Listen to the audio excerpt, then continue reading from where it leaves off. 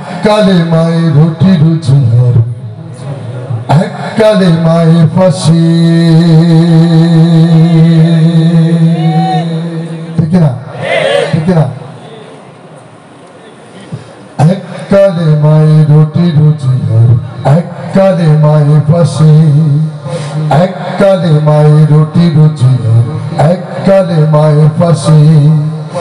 এককালে মায়ের মুক্ত বাজার, আর একে দাস দাসী, আর একে দাস দাসী।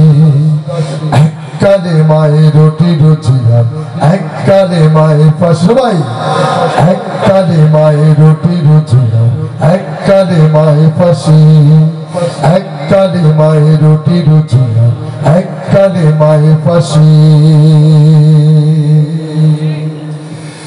এককালে মাই মিলাদ সালাম ভোগ বিলাসীর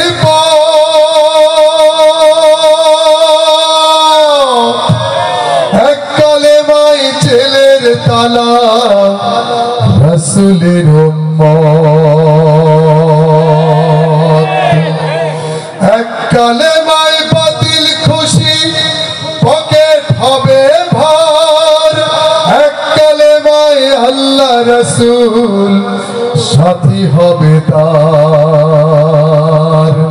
কোন কালেমায় থাকবে তুমি জানাও বাংলাবাসী, কোন কালেমায় থাকবে তুমি জানাও বাংলাবাসী। আর একে দাস দাসী। সবাই এককালে মায়ের রুটি রুজির, এককালে মায়ের ফাঁসি। এককালে মায়ের রুটি রুজির, এককালে মায়ের ফাঁসি। এককালে মায়ের নামাজ রোজা হালাল হারাম নাই। এককালে মায়ের জীবন বিধান সব সমাধান পায়।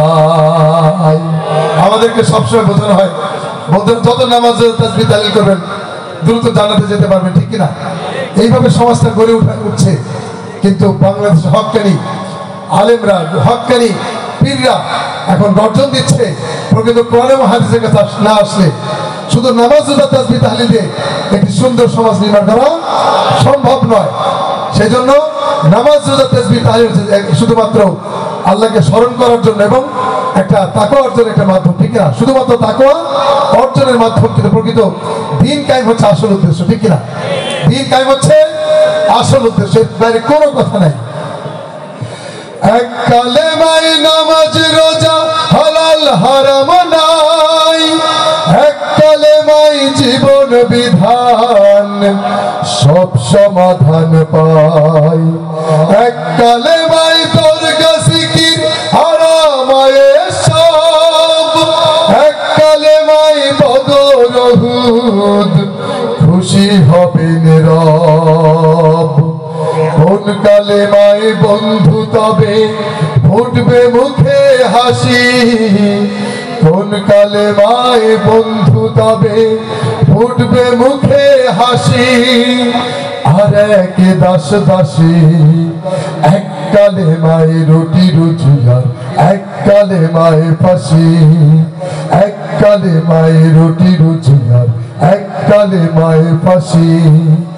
এককালে মায়ের মুক্ত আজাদ, আর একে দাস দাসী, আর একে দাস দাসী।